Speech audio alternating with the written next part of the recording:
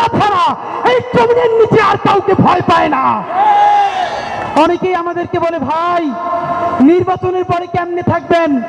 আপনাদেরকে একটা কথা বলি, যাদেরকে আপনারা বড় মাস্তান মনে করেন, এই মাস্তানেরা যদি মাস্তানি হইতো, এই মাস্তানেরা মাস্তানি কইরা হাসিনারে পতন করতে পারতো। এরা মাস্তান না, এরা সিটকে চোর, এরা চাঁদাবাজ, এরা ছোট ডাকাত, এরা মাফিয়া, এরা ব্যাংক লুটেরা। বড় অর্থে সার্বভৌমত্ব টিকিয়ে রাখার মাস্তানি করার কোন সাহস এবং শক্তি তাদের নাই। অনেকে আমাদেরকে বলে, অমুক নেতা 15 বছর লড়াই করছে, আর হাতিরা তখন কই ছিল? লড়াই যদি করলেন, আপনাদের এত ব্যাংকের ব্যবসা টিকে থাকলো কেমনে?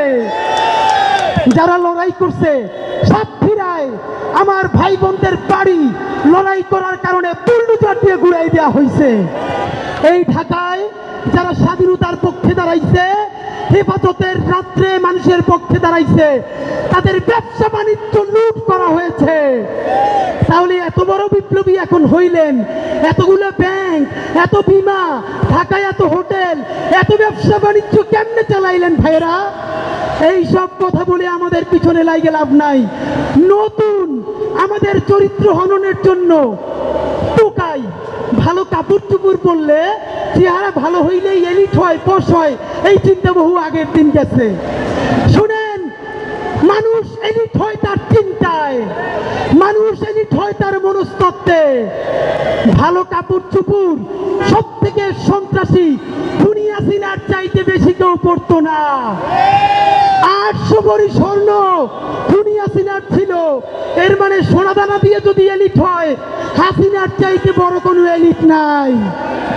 নতুন এলিট সম্ভ্রান্ত, সম্ভ্রান্ত এবং সম্মানিত, এর সংজ্ঞা ঠিক করবে। কে কত সৎ, দায়িত্ব নিয়ে বলছি, চ্যালেঞ্জ করে বলছি। অনেকে বলেন আমরা নাকি সততা সেল করি।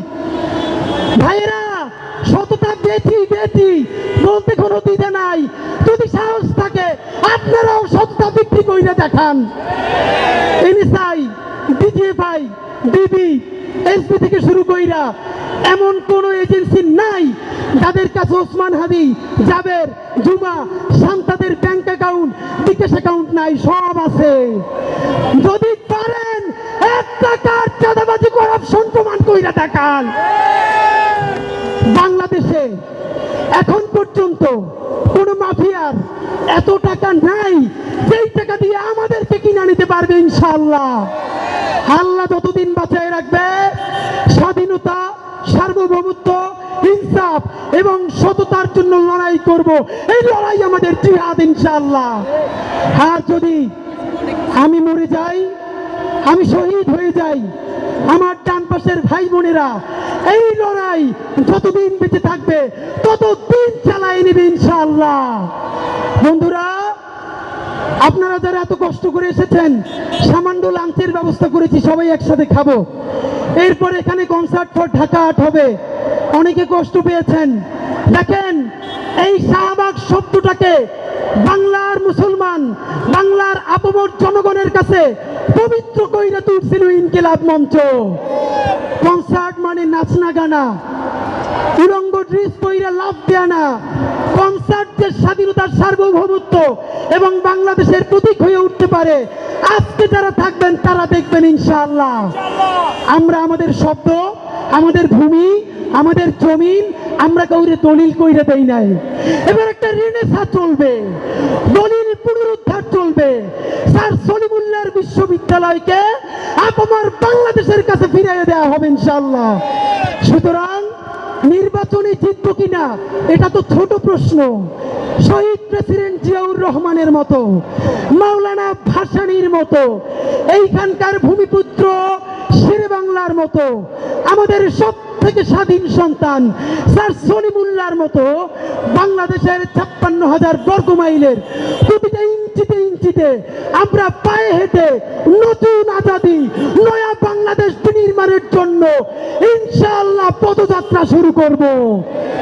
সুতরাং যেই যাত্রা শুরু করলাম, মৃত্যু অতীতেও এই যাত্রা কেউ থামাতে পারবে না।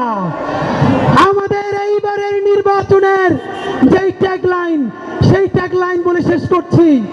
রেনেসার কবি ফররুখ আহমদ যেটা বলেছেন, নতুন পানিতে সফর এবার, হে মাঝি নতুন পানিতে সফর এবার। আমি বলবো নতুন পানিতে সফর এবার, আপনারা বলবেন হেমাজি জিন্দাবাদ। ঠিক আছে, নতুন পানিতে সফর এবার, নতুন পানিতে সফর এবার, নতুন পানিতে সফর এবার। নারায়ে তাকবীর, বাংলাদেশ বাংলাদেশ, ইনকিলাব ইনকিলাব, চাঁদাবাজের ঠিকানা ঢাকাতে হবে না, চাঁদাবাজির ঠিকানা, মাফিয়া তন্ত্রের ঠিকানা ঢাকাতে হবে না। সবাইকে ধন্যবাদ।